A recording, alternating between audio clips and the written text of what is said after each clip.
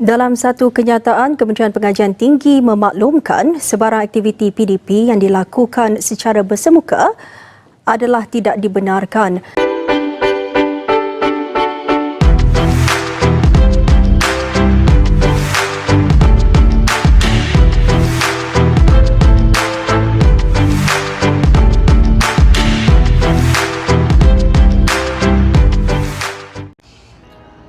Okey, Assalamualaikum dan selamat sejahtera guys. Kelas online semester hadapan. Aku yakin kebanyakan IPT akan menjalankan kaedah pembelajaran online semester hadapan. Termasuk aku juga, UEM pun akan guna kaedah online semester hadapan. So, hari ni aku nak share satu software, iaitu software video editing. Software yang aku pilih ni adalah software Filmora 9. Dan sebab aku pilih software ni simple je. Yang pertama, dia mudah, interface dia senang. Yang kedua, dia sesuai untuk beginner yang baru nak belajar video editing. Dan yang ketiga, dia support kebanyakan performance laptop. Aku tak nafikan, mostly kalau video editing orang akan suggest DaVinci Resolve sebab dia free, ataupun Adobe Premiere Pro sebab itu dah memang orang kata industrial punya video editing. Tapi tujuan aku pilih Filmora ni sebab tak semua student minat untuk explore video editing. Mereka buat hanya semata-mata untuk laksana penuhi permintaan lesser, iaitu video presentation. So hari ni aku akan kongsi beberapa basic skill untuk guna Filmora 9, dan juga aku akan share beberapa tips untuk hampa memudahkan hampa untuk buat editing dan tingkatkan performance semasa rendering. Jom. Okay guys, pertama sekali kita buka Filmora 9 dulu macam biasa. Dan klik new project. Dan okay, inilah dia punya layout untuk Filmora 9. So, benda pertama sekali bila hampa buka Filmora, tekan file, pergi dekat preference dan klik dekat performance. Okay, bagi sesetengah laptop yang ada graphic card, kalau hampa perasan dekat penghujung laptop hampa, dekat bahagian keyboard tu, dia ada stiker warna hijau, dia tulis GeForce. So nanti dalam Filmora automatic dia akan keluar GPU acceleration. Dan pastikan hampa tick setiap enable ni. Macam yang ni, enable hardware acceleration for video rendering dan enable hardware acceleration for video decoding. Tujuan dia untuk meningkatkan proses editing dan meningkatkan performance masa rendering nanti. Tapi kalau laptop yang tak ada graphic card, tak boleh buat apa lah. Cumanya siapa yang ada graphic card tu, pastikan dia tick kedua-duanya. So lepas dah tick, ok je. Ok, selesai hal tu. Sekarang kita nak import kita punya media file ke dalam Filmora. Ok, dekat sini aku akan add 3 folder. Dan folder pertama aku namakan sebagai folder video. Folder kedua aku namakan sebagai folder audio. Dan folder ketiga aku namakan sebagai folder grafik. Okay, sekarang kita just import kita punya media file lah. Just tekan je tengah ni. So kita cari kita punya file video.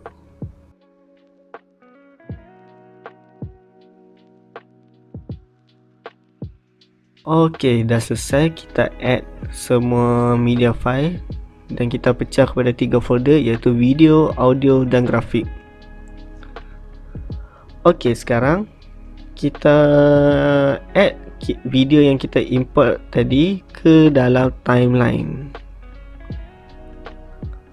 Ok, bila setengah orang akan tanya aku, apa maksud project setting ni? The resolution of frame rate of the media does not match the current project setting. Okay, kalau aku bagi yang bertanya dekat aku akan klik match to media je. Tujuannya untuk resolution ni dia automatic sesuai dengan condition laptop kita, performance laptop kita.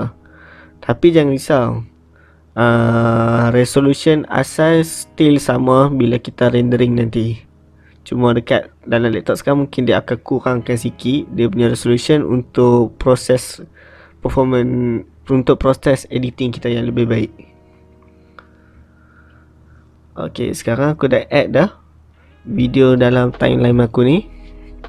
Okay, so sekarang aku nak letak icon di setiap aku ada mention. Kalau video tadi masa aku mention Filmora akan keluar icon di sebelah kanan aku ni, dan sama juga icon Adobe dan DaVinci Resolve. So sekarang aku nak cari bahagian yang aku cakap mention pasal Filmora. Ok, sekarang dekat minit 28 second ni aku akan mention Filmora. So aku nak letak logo Filmora dekat bahagian kanan aku ni. So aku pergi dekat folder grafik dan aku cari logo Filmora, drag je atas dia. So kita tengok, oh aku ubah sikit ke depan. Ini mengikut common sense masing-masing, susun ikut kesesuaian semasa kita bercakap. Ok, depan sikit lagi.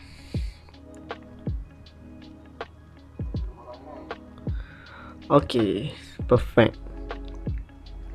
Ok, kalau hampa perasan sekarang logo Filmora 9 ni agak besar, dan aku nak bagi macam tadi video kecil je di sebelah kanan ni, dan ada motion macam dia melompat logo tu.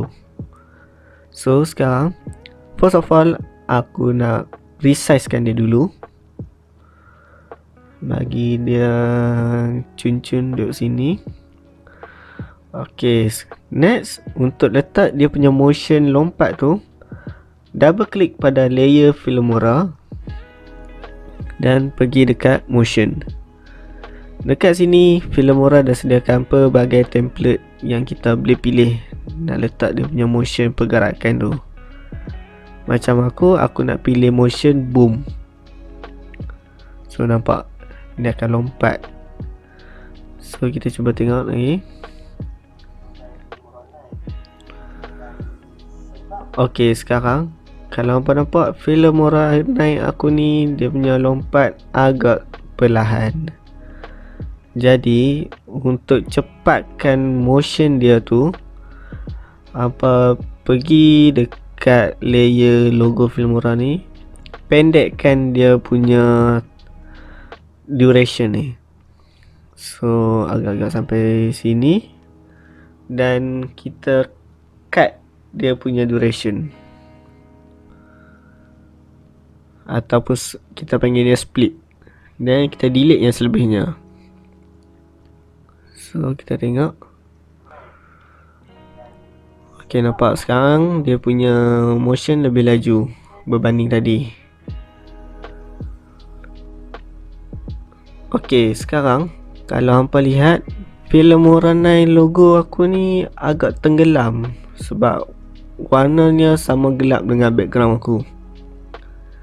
Jadi untuk nampak Filmora 9 tu kontra dengan background aku nak tambah shadow dekat logo ni. So klik dekat logo Filmora ni dan pergi dekat image. Lepas tu cari drop shadow, tik pada kotak ni. Nah, kalau hampa perasan ada lingkaran hitam di belakang logo ni. Ini dia punya shadow. Tapi aku tak mau guna color hitam sebab dia gelap, background pun gelap. So aku nak tukar warna putih. lebih cerah. Sekarang dah nampak dia punya shadow. Dan aku nak ubah dia distance bagi rapat, nak bagi nampak ala-ala efek glowing macam tu.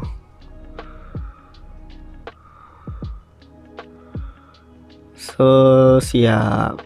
Sekarang dah nampak logo Filmora aku ni menonjol berbanding asal. So kita tengok.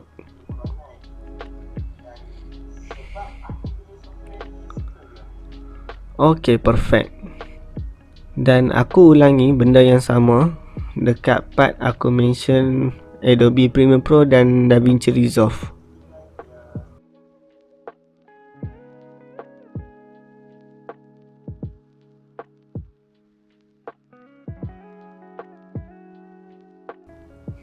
Okay, siap. Aku punya logo punya motion.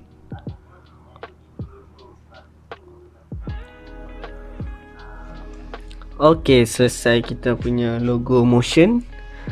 Sekarang aku nak tambah teks. Kalau hampa perasan di bahagian hadapan tadi aku ada mention pasal mudah, sesuai untuk pelajar dan lain-lain. Okay, dekat bahagian sini, kalau video awalnya tadi aku ada letak teks dekat sini. So jom kita tambah teks. Kita klik titles dan cari titles. So Filmora dah sediakan pelbagai template. Hampa just drag and drop sahaja. Aku nak pilih title yang ni. Okay, ni strike. Okay. So kita just resize. Ini kita tak guna, so kita delete saja. Biarkan dia kosong. Kita ambil yang atas je.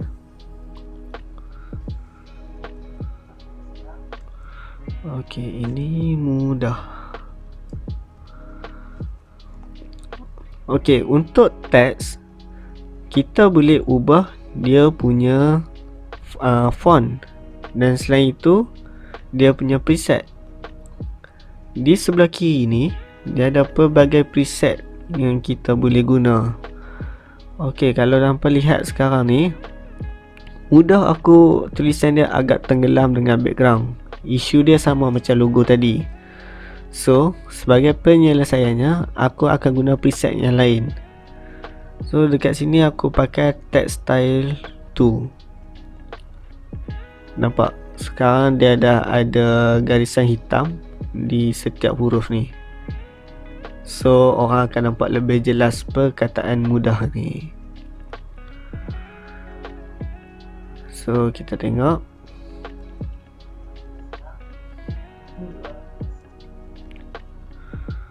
Okay, ni agak terlalu panjang. Kita pendekkan dia.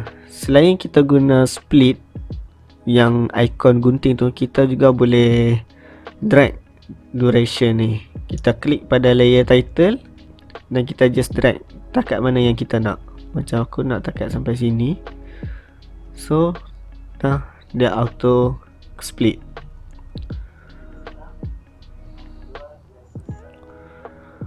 Ok, aku akan buat benda yang sama juga untuk perkataan yang seterusnya. Proses yang sama. Kita tambah ini. Kita delete yang ni. Kita edit yang ni.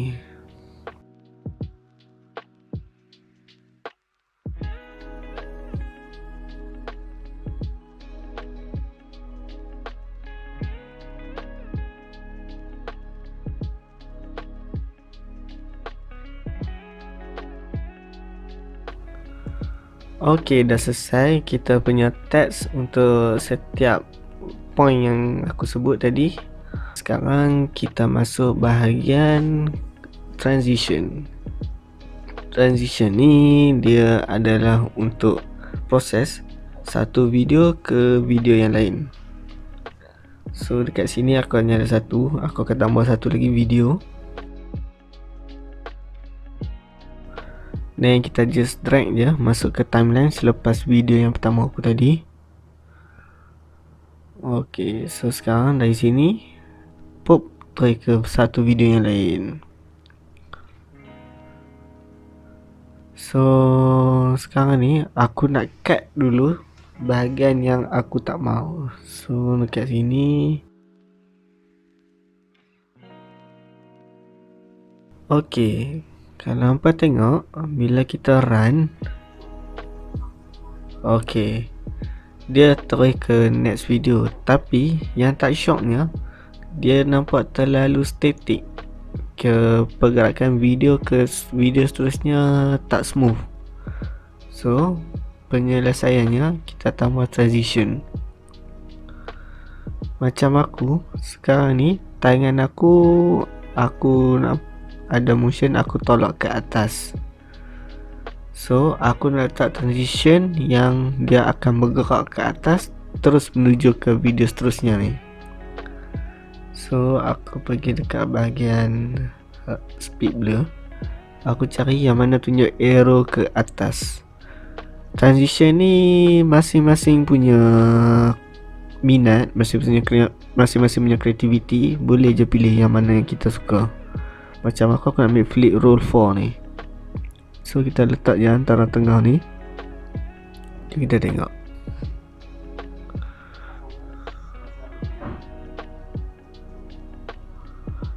Okay, kalau hampa tengok transition dah smooth. Dia punya peralihan satu video ke video yang lain. Tapi pergerakan bergerak ke atas tu agak perlahan. So aku nak bagi dia bergerak lebih cepat daripada yang default punya. So caranya, pergi dekat hujung transition ni dan drag bagi pendek, ikut kesesuaian. So aku drag sampai habis. So kita tengok. Okay, sekarang transition aku arrow kat atas tu dah lebih cepat. Tapi masalahnya sekarang dia tak sesuai tempo dia. Tempo dia tak kena. Nampak tangan aku dah bergerak ke atas, tapi video masih dalam video yang sama. So aku ubah transition ni ke hadapan. So kita tengok lagi sekali. Okay, perfect. Nampak tak? Dari asal yang static, sekarang dia ikut motion tangan aku. Okay, selesai bahagian transition. So sekarang dah selesai. Kita letak text, kita dah letak grafik, kita dah letak transition. So aku nak buat satu lagi, iaitu chroma key. Chroma key ni adalah yang kalau hampa tengok video awal-awal aku tadi tu, ada keluar YouTube logo tu, dia kata subscribe. Itu dipanggil chroma key. So aku tambah lagi, import satu lagi video file, iaitu chroma key. Chroma key ni ibarat CGI lah, green screen. Chroma key ni hampa boleh download dekat YouTube. Banyak je template-template ni sediakan secara percuma. Macam aku download ni, dalam tempoh 28 saat ni ada pelbagai template. So aku nak ambil setengah part je, aku tak ambil semua. So kita drag je ke sini. So kita tengok bahagian sampai mana yang kita nak. Sini yang aku ambil tadi, ini. Dan okay, sampai situ. Selebihnya aku split atau cut dan aku delete. Okay, sekarang ni kalau hampa perasan, chroma key ni dah tutup aku punya video yang pertama tadi. So aku nak pakai hanya logo YouTube subscribe ni saja. Aku tak pakai pun warna hijau ni. Jadi caranya kita nak buang background hijau ni, kita double klik dia, pergi dekat chroma key, tick yang ni. Nah, nampak? Sekarang dia punya background dah hilang. Tapi hati-hati, sebabnya bila kita ke depan sikit, lepas keluar dia punya timeline duration, nampak? Ada perbezaan color. Ini putih sikit, ini gelap. So, ini bermaksud kita punya buang background tu masih tak smooth. Untuk penyelesaiannya, hampa tekan eyedrop tool ni, pergi dekat warna hijau ni, klik saja. Boom. Dia dah hilang dah warna putih tadi. So sekarang nampak lebih smooth sampai ke hujung. So sekarang kita cuma tinggal resize sahaja, ikut kesesuaian yang kita nak. Cara aku nak letak hujung ni. So kita tengok.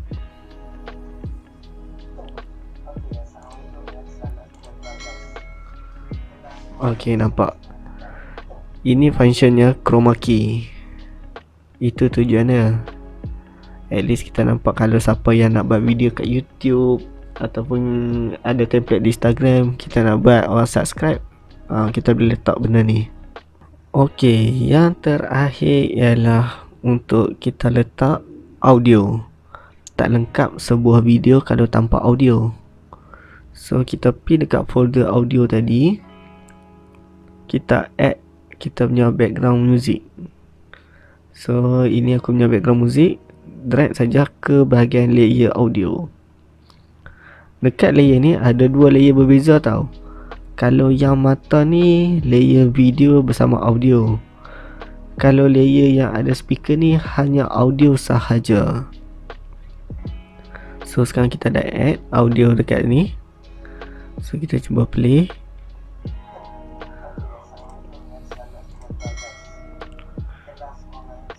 So kita lepas sikit.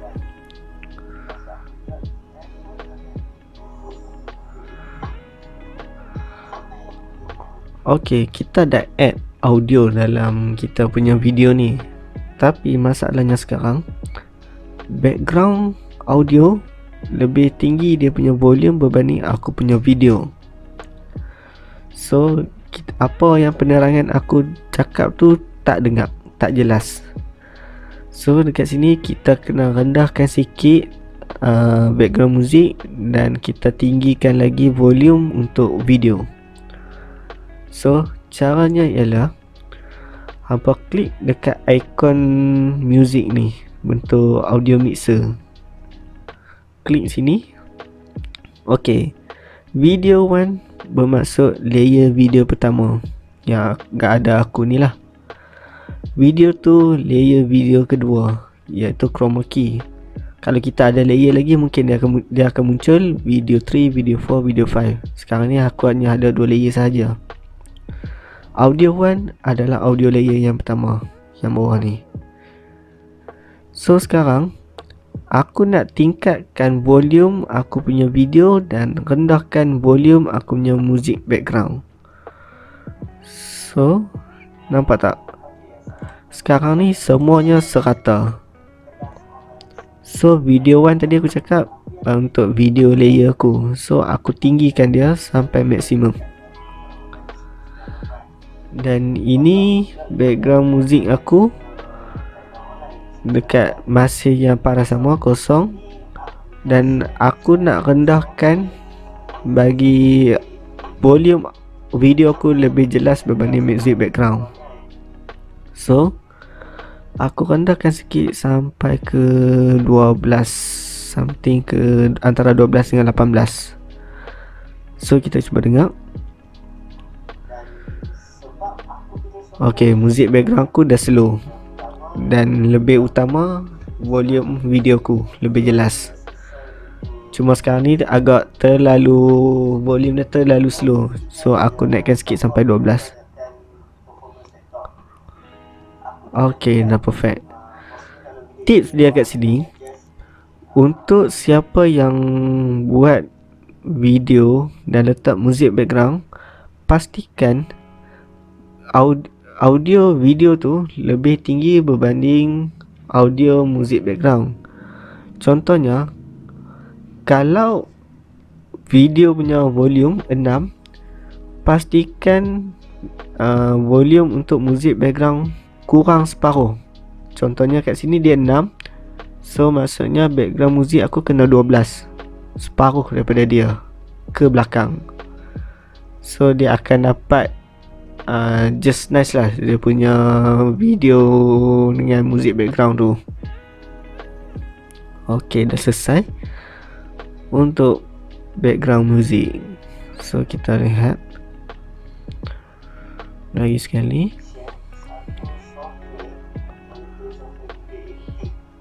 Ok, dah selesai untuk muzik background. Sekarang ni aku nak tambah sedikit color untuk aku punya video. So aku nak buat sedikit color grading, kita panggil dia.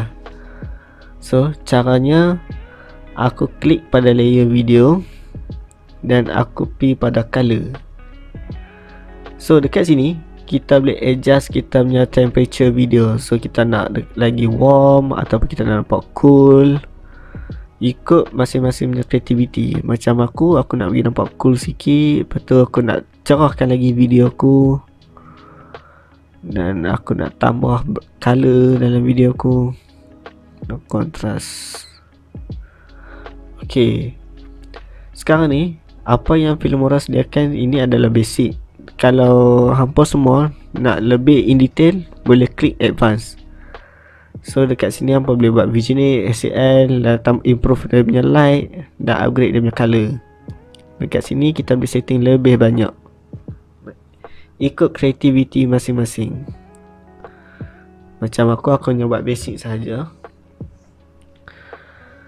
So ok, ini hasilnya lebih cerah berbanding tadi. Kalau tadi di bahagian sini agak gelap, so sekarang dah cerah sikit. Ok, dekat sini aku tertinggal satu benda, iaitu voice over. Sebab dalam video aku tak menggunakan voice over. Tetapi siapa-siapa yang nak guna voice over, Filmora pun ada sediakan tools tu, iaitu hampa boleh pergi ikon berbentuk mikrofon ni, klik je. Ok, ini je record audio. So nanti hampa klik record time ni, dia akan kira dan nanti automatic dia akan record voice kita. Sambil dia record, sambil video ni berjalan, nampak kat bawah ni dia akan record voice kita. Ok, bila selesai stop je lah. Dan ok, nampak sekarang dia dah muncul voice over tu. So macam aku tak pakai dalam video ni, so tak perlulah.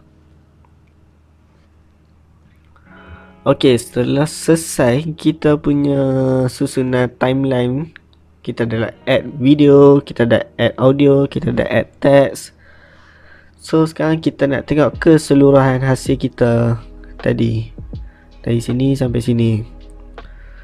So cara paling mudah, kalau kita andai kata sekarang ni kita kedudukan di sini dan kita nak tengok kita punya editing dekat hujung video ni, selain kita boleh scroll benda ni, kita juga boleh guna button arrow, ada dua ni, namanya zoom to fit timeline.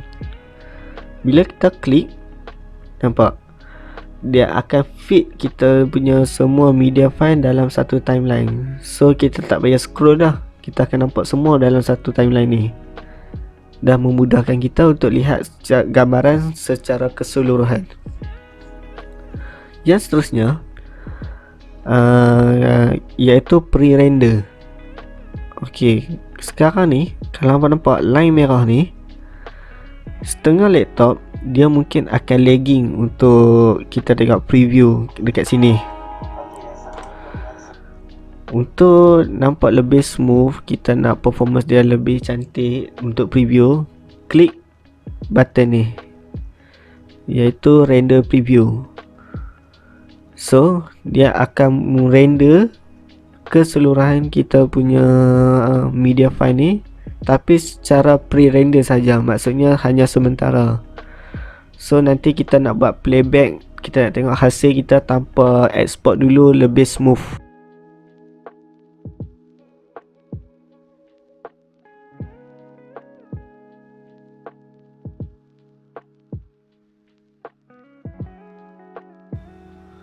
Okay, dah siap pre-render playback aku tadi. So tadi garis ni warna merah kan, sekarang dah warna biru. So playback aku lebih smooth daripada tadi. So ini function dia, tujuan dia untuk tolong laptop-laptop yang ada masalah performance, dan dia akan improvekan kita punya playback. Okay, setelah siap kita punya susunan timeline, sekarang tiba masa untuk kita export. So klik export atas ni, dan kita boleh pilih format yang kita nak. Aku suggestion memang kita guna MP4 je lah. Kalau hampa guna MOV ke AVI ke, aku yakin file size dia akan besar. So aku namakan dia demo Filmora, dan save to desktop. Ok, dekat resolution, ada setengah orang tanya apa beza kalau aku ambil 1920 1080 dengan 1280 yang 720. Personally, aku akan export, aku suggestion export 1920 darab 1080. Sebabnya bila kita upload dalam mana-mana Instagram, Facebook, quality automatic akan down. So at least bila kita export high resolution, siap-siap nanti quality drop dalam media sosial kita, probability dia sikit. Dia still drop tapi tak banyak, so quality tu masih ada. Dan untuk quality atas ni, best, better, good, bagi aku better dah cukup memadai. Kalau best ni takut file dia nanti akan jadi besar, tapi tak salah. Cumanya kalau student yang nak file dia kecil, pakai better dah cukup memadai. Ok, untuk frame rate, aku galakkan hampa guna 30 fps ataupun 30 frame per second.